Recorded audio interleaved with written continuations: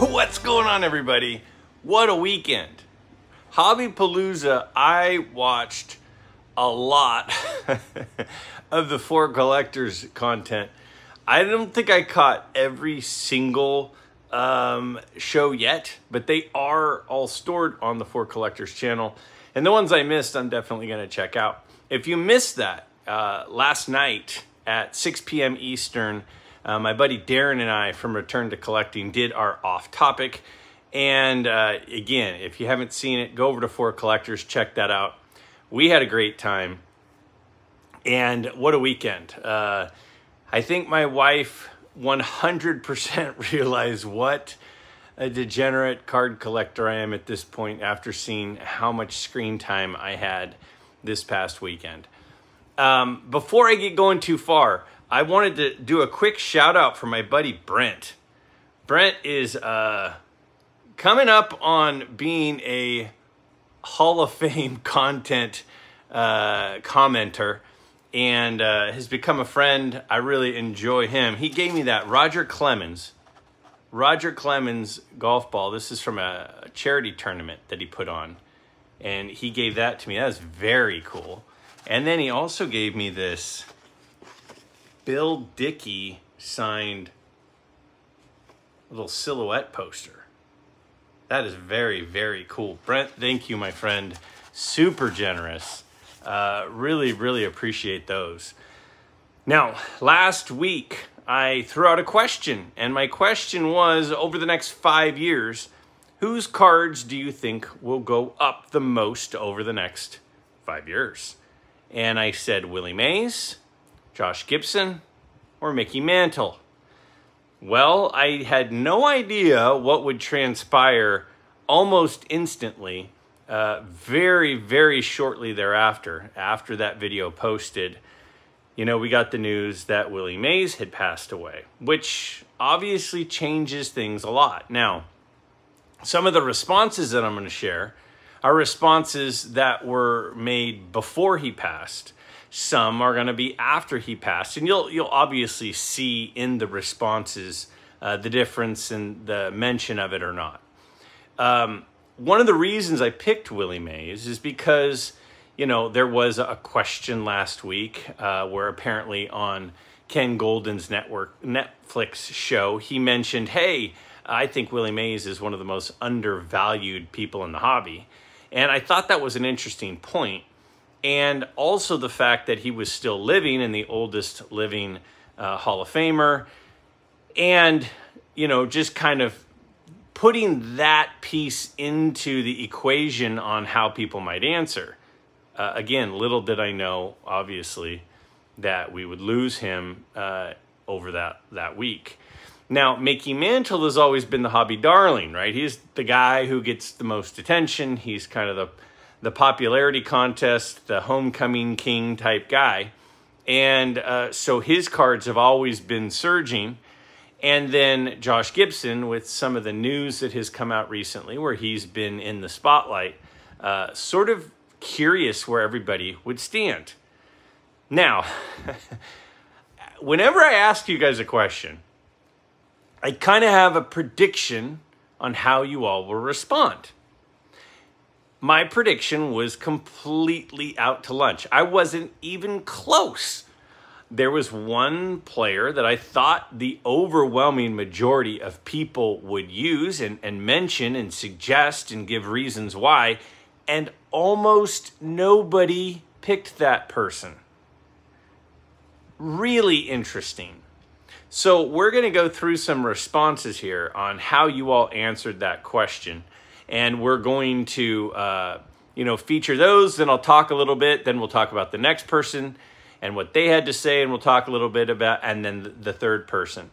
So we're going to go ahead and start with Willie Mays, the one who has been most in the news over the last week for unfortunate reasons.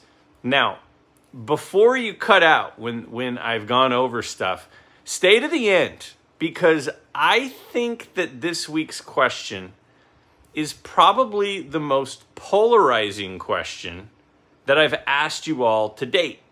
And I'm genuinely interested to hear what you all have to say.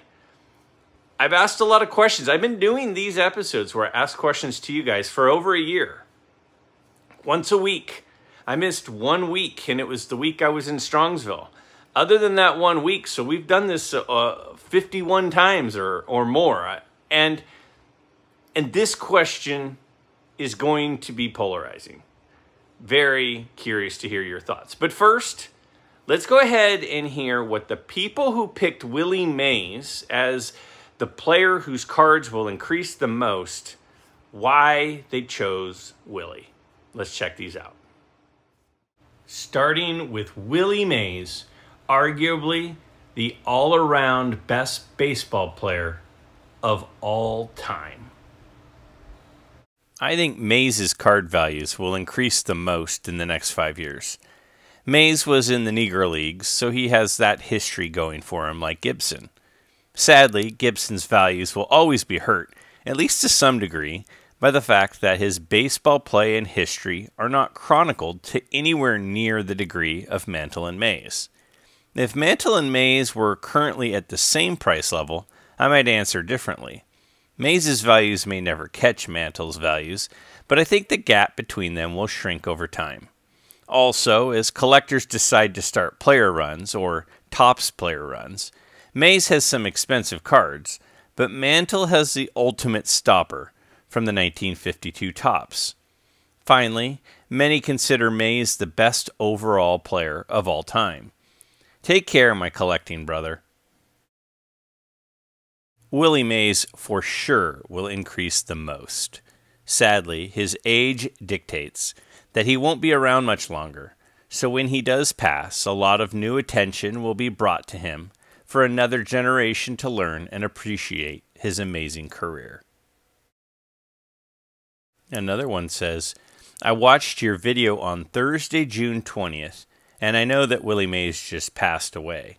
In the short term, I think his cards will increase with his passing. However, Hall of Famers passing away usually doesn't show a big increase in card values. Mays, like Hank Aaron before him, is such a huge part of the hobby and baseball lore that I think we will see a run-up in his cards' values. Had Mays not passed away, I would go with Josh Gibson. His name has been thrown around front and center into baseball fans and hobby due to the Negro League stats now being recognized by MLB. Also, the fact that Gibson has really only one card close to his playing days, the 1950-51 Toleteros card, that card scarcity will bring big dollars, and collectors will try to obtain it. Another says, as for the player who will take off the most in the next 5 years or so, I say Willie Mays. He's not likely to live much longer, just turned 93. And I think when Willie passes, he will get the kind of long-due boost as many indeed believe him to be the greatest position player of all time. And the last comment says, I think there is only one reason that an all-time great jumps ahead of his peers in card value. That's media exposure. Unfortunately, Willie Mays is the only one of the choices that is still alive. So unless something comes out about Gibson or Mantle, Mays is most likely to increase the most. I also think Mays benefits from having cards in the 70s that are fairly affordable. A small jump in prices would have a fairly large increase percentage. I am not an investor, but for this scenario, I'd load up on 70 to 73 Willie Mays cards. I've always thought 70s superstars and Hall of Fame rookies have a lot of potential for increased value. Okay, so Willie Mays, I think, is a really good choice, and it was a popular choice, no doubt about it. Now, most of those comments mention, he's still with us, he's getting up there, we're going to lose him at some point soon. And when people said those and people posted those, obviously we didn't have the news yet about him passing away. And then I think one of those comments mentioned, was written after the fact. Now, that's one thing. So we've got the whole Willie has now passed thing. and that being a piece. Now, another thing that I thought was interesting is how it was mentioned about how if you wanted to do a player run, and lots of people are getting into player runs, that the Mantle player run is virtually impossible for the overwhelming majority of us because, you know, Mickey Mantle's 52 Topps card in a 1 is a $30,000 to $40,000 card. Now, Willie's card in a 1, his 52 Topps, is also a very expensive card, but nowhere near that same amount as Mantle. So if people are going to put together a player run, they pretty much know they're not going to finish at least the Topps Mantle player run, but the Willie Mays one is much more realistic. I thought that was a really interesting point that I personally hadn't really considered. Now, another thing that I find extremely interesting is, you know, when we talk about cards, and people have been saying this to me, because I've done a lot of videos where I look at a player, I look at their stats, I go, why isn't this guy worth more? Frank Robinson's a great example. Jim Palmer's a great example. Where you've got some, on paper, some of the all-time great players, but their cards don't have the value that you think that they should have based on how good they were.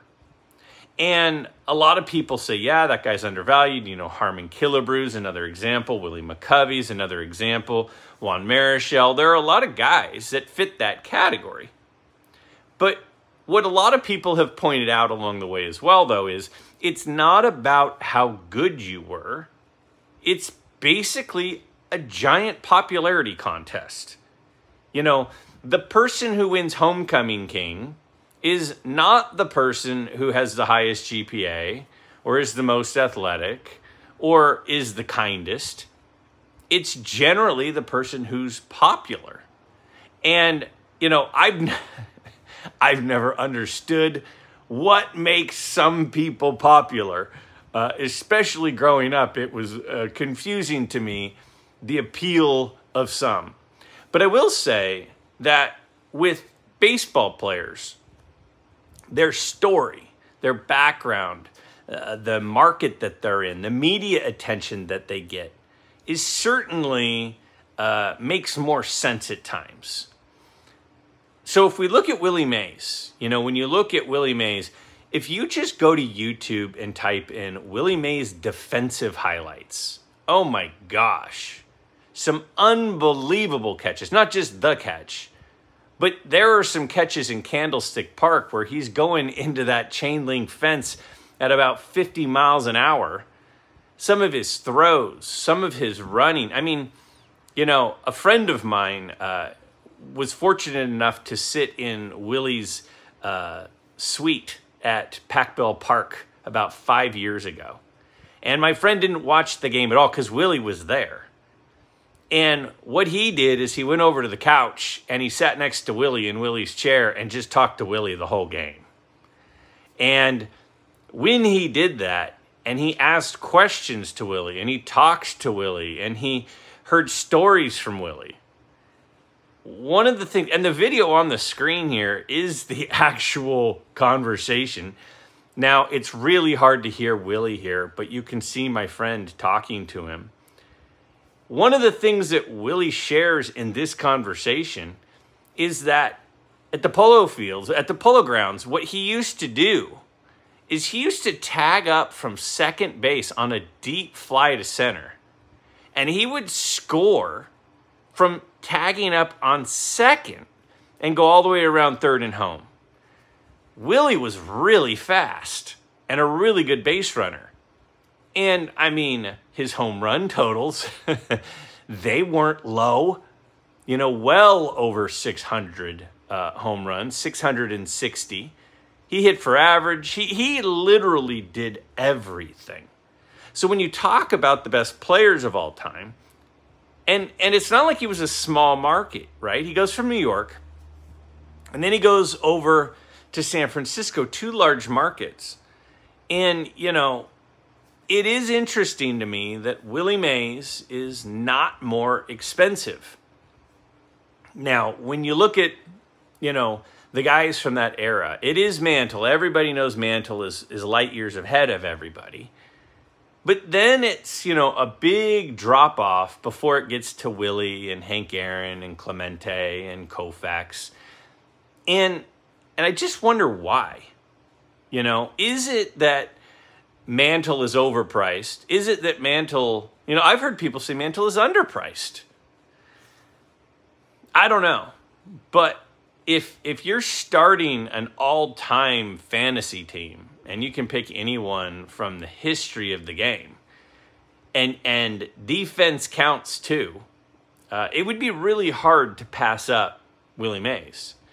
And will his cards shoot up now that, you know, he's passed away?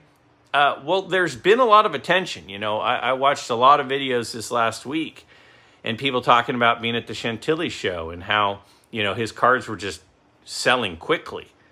Will that last? Will that continue? Is there going to be a bump? Well, sure, there's a bump. But as I showed in my Wednesday video, and if you haven't checked that out, check it out. But I show a bunch of charts after Jim Brown died, after Brooks Robinson died.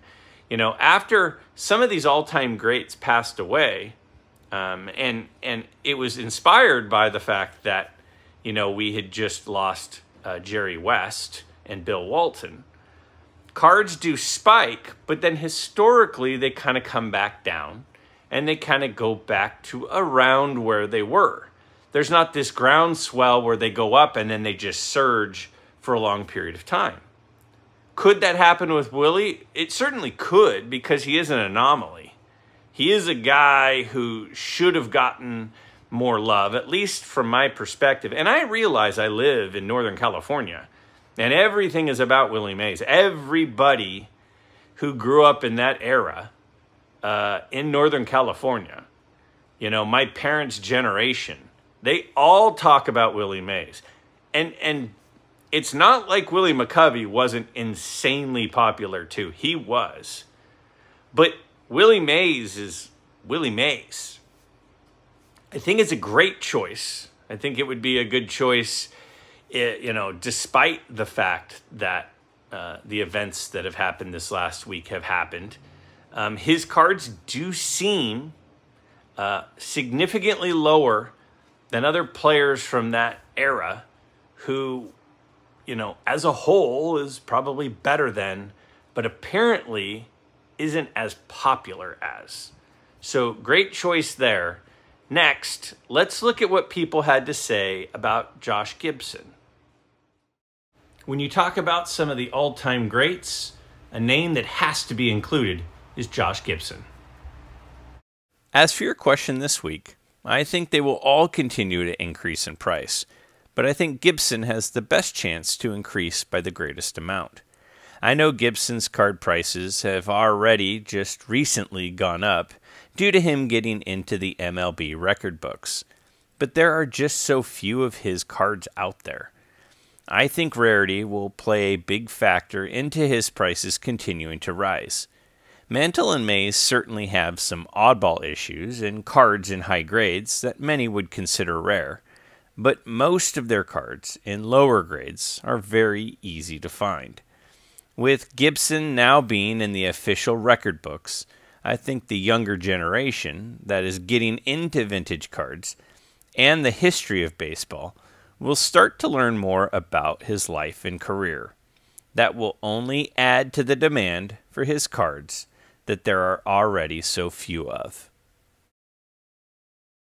I believe it's really close between Mays and Gibson.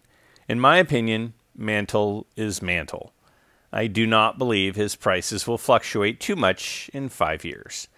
I do believe with Gibson getting more attention and the lack of many cards, the ones that are available will see a major increase in value. I believe Mays will spike when he passes away, unfortunately, as is usual the case with many players. But that increase will most likely be short-lived and return to normal.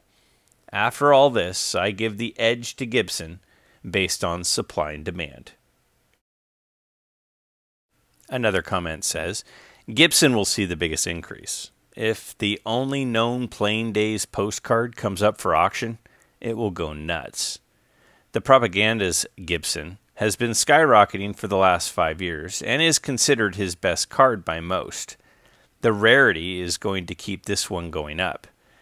His cards with a piece of his bat are already pricey, and I think as more people want something from him in their collection, this is where they may go driving the prices even higher. This comment says, for next week's question, my answer is Josh Gibson. I think his cards are going to start to gain more attention for a few factors. Number one, the MLB all-time stats controversy. Number two, Negro League players are finally starting to get the recognition they have always deserved. They are starting to be talked about more. And this last comment says, I think that on a percentage basis, the Josh Gibson is going to gain the most over the next year. With all the talk of reconfiguring the record books and including the Negro League players, it has a good possibility of becoming a quite expensive card. Also, Josh Gibson cards are pretty rare, so there aren't that many to go around. Now, out of all those three players, the one who was mentioned the most in the comments was Josh Gibson. You know, I didn't include every comment and every person who mentioned Josh Gibson because there would have been twice that many. He was by far the most commonly mentioned name. Now, here's what I find interesting. If I went up to 10 people at the National that I'm friends with, and I said, hey, all right, all-time top lineup, you're going to pick your catcher. Who are you going to pick? I think most people would say Johnny Bench or Yogi Berra. Maybe one would say, or two, would say Roy Campanella. I don't know how many would say Josh Gibson. Now, other people might suggest that Josh Gibson is the best hitter of all time. I mean, if you look at the current stats now, right? The whole integration of the Negro League stats into Major League Baseball stats, the all-time career batting average leader above Ty Cobb is now Josh Gibson.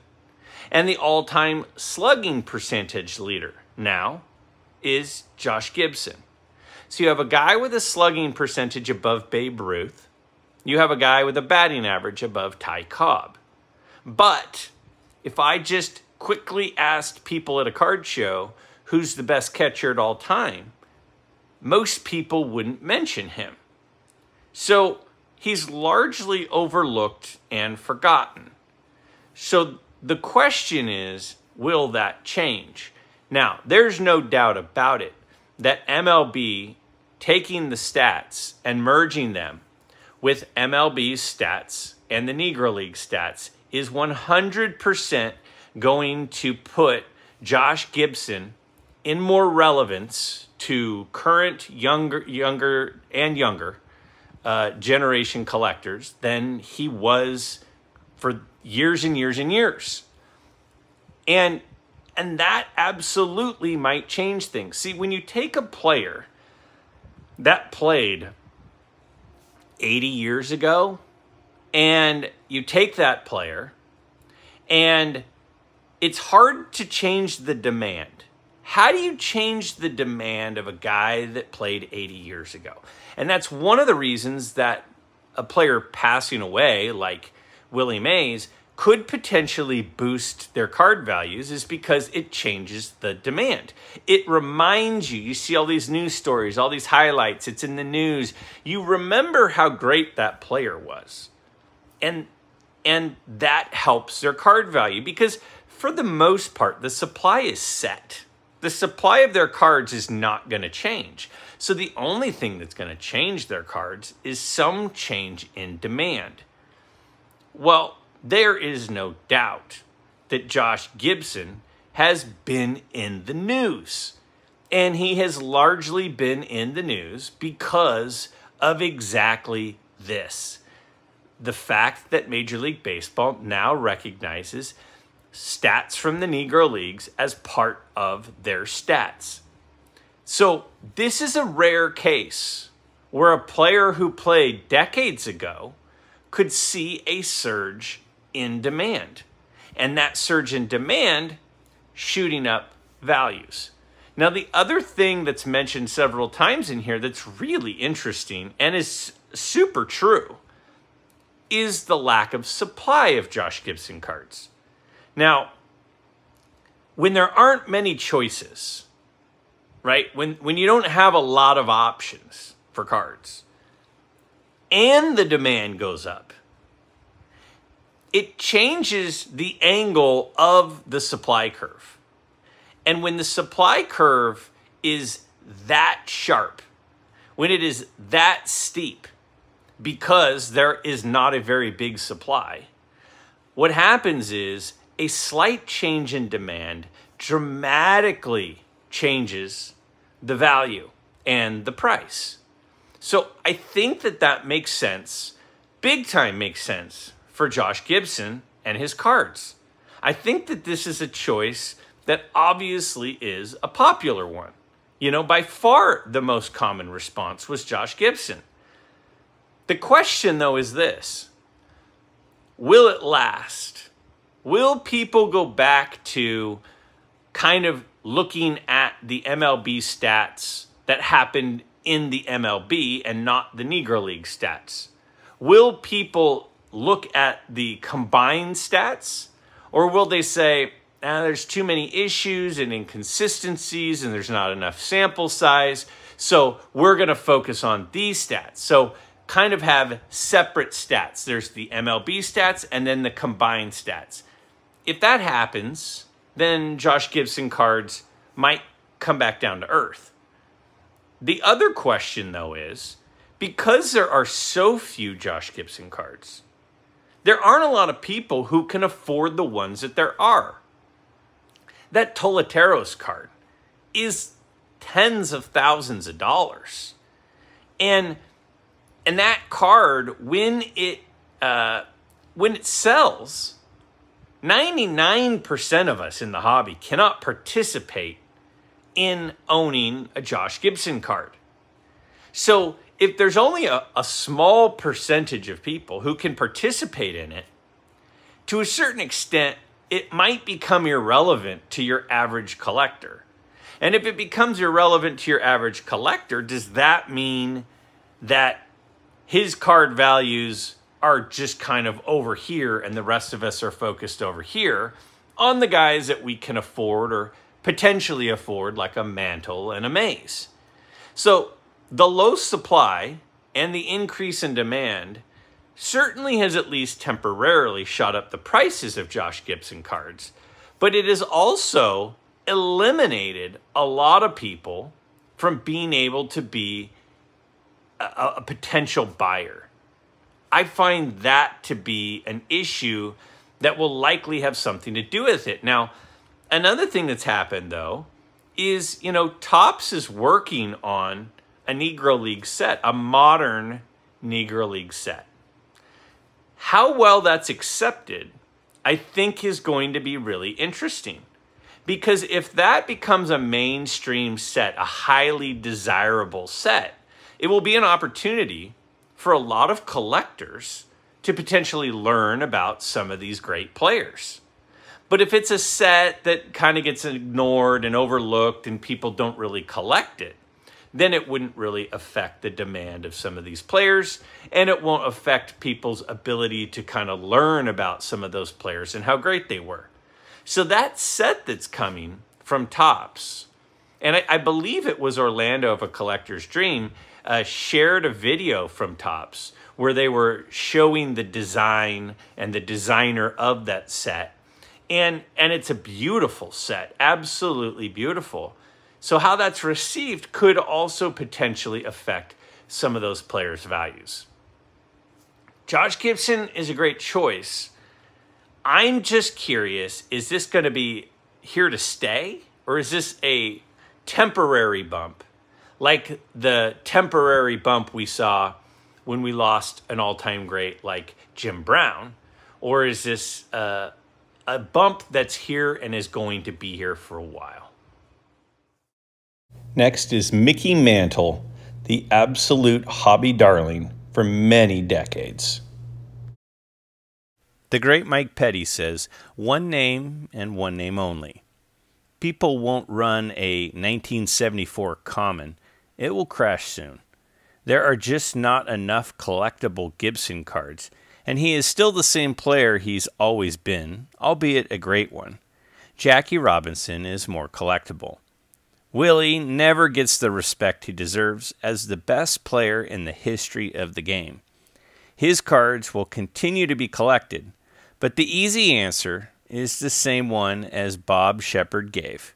Number 7, Mickey Mantle, number 7.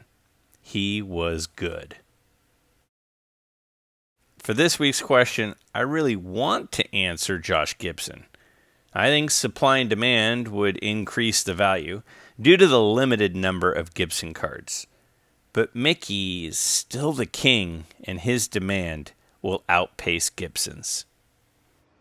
So, I don't know if I'm out of touch, if I'm not dialed in, but I expected most people to say Mickey Mantle.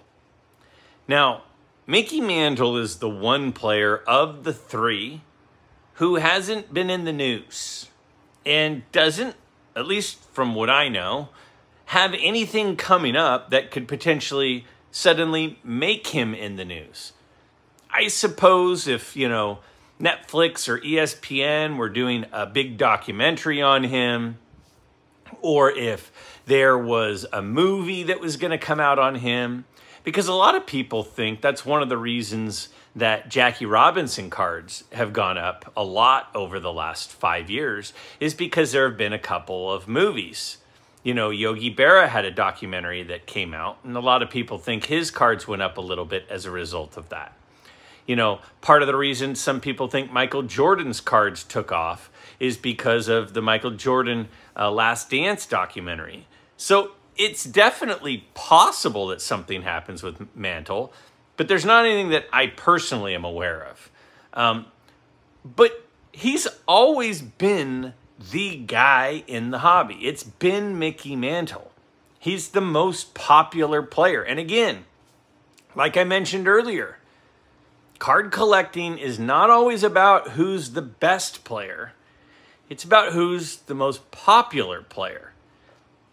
And the most popular player has the most demand, because the supply is fairly set when we're talking about vintage cards.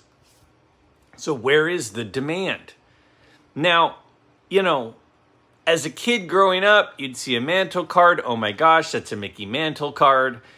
Other people, it's a Mantle. You look in every single set from like 1952 to 1969. And you look at all of those cards, all of those sets, and pretty much in every set, with only a couple of exceptions, the Mantle is the most expensive card. Now, in a couple of cases, when there's maybe a big rookie card, that's not 100% accurate. But it's pretty darn close.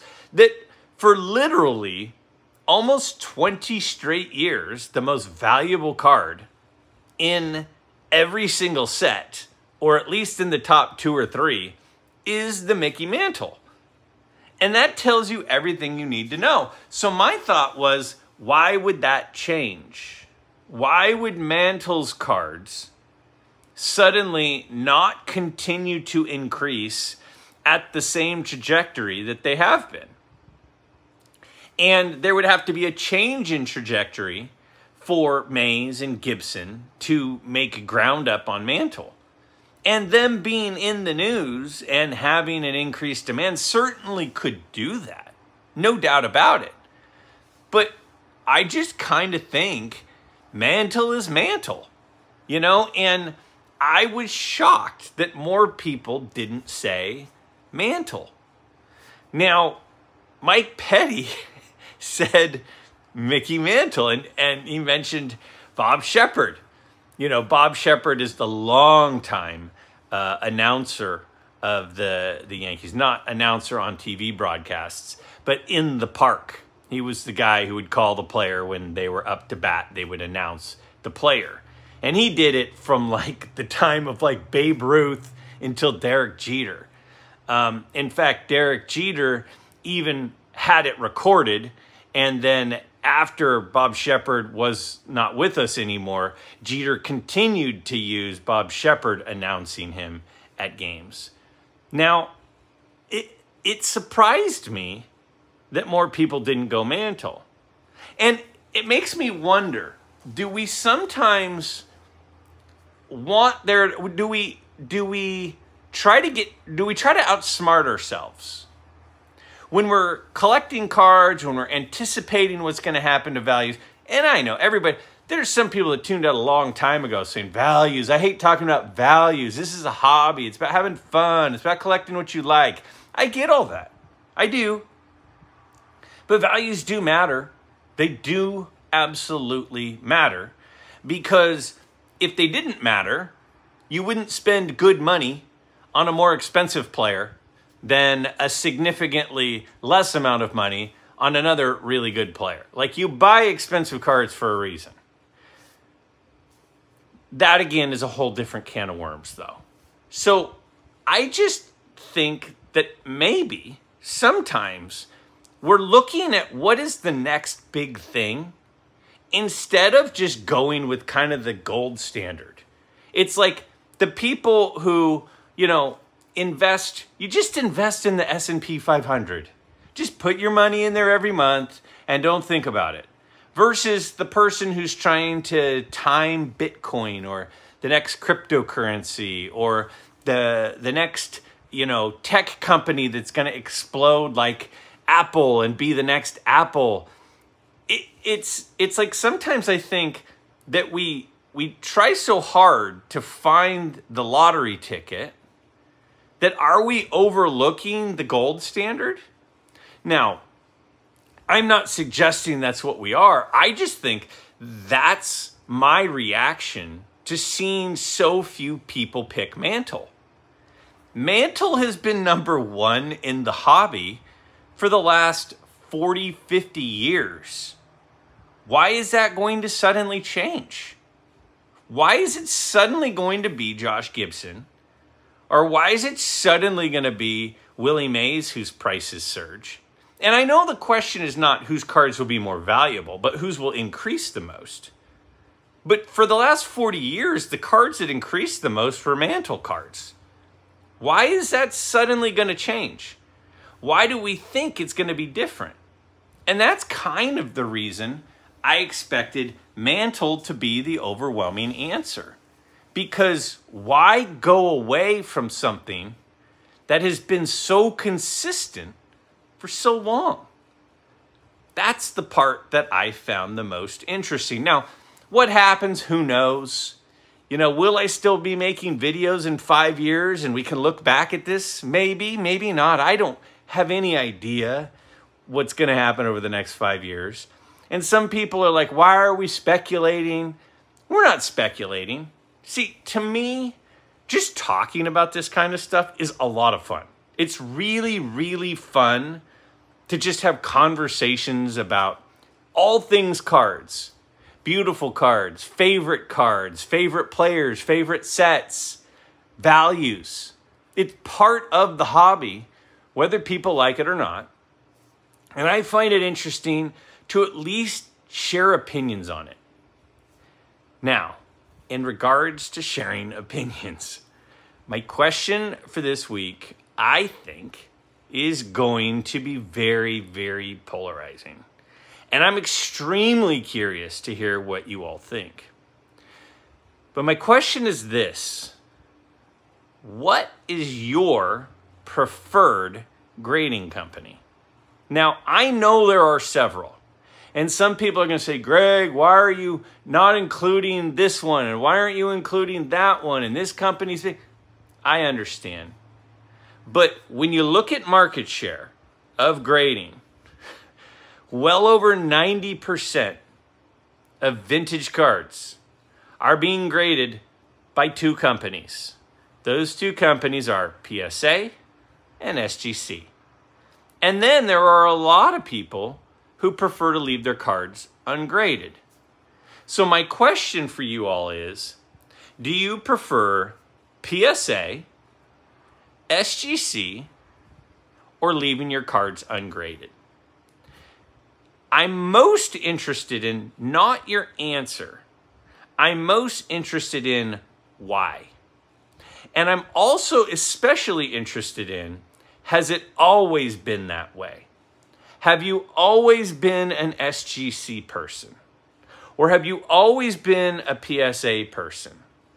And the thing that I'm absolutely most interested in is, if you changed your mind, did you used to be raw and now you're SGC? If so, why? Did you used to be PSA and now you're SGC? Did you used to be SGC and now you're PSA? Did you used to be PSA and now you're raw? What is the evolution of your opinion on grading? Have you changed your opinion from one to the other? And why? Why have you changed your opinion? This is a topic that for me will never get old. Some people thought it was old the first time they heard anybody talk about it, and that's okay. Next week won't be that interesting for them. But for me, it'll be extremely interesting because the passion for PSA or the passion for SGC or the passion for leaving your stuff ungraded are very, very strong passions by people in this hobby. And that's good. Opinions are great. I just want to hear what your opinion is and why you have that opinion. Leave your thoughts below, and I can't wait to hear what you all think.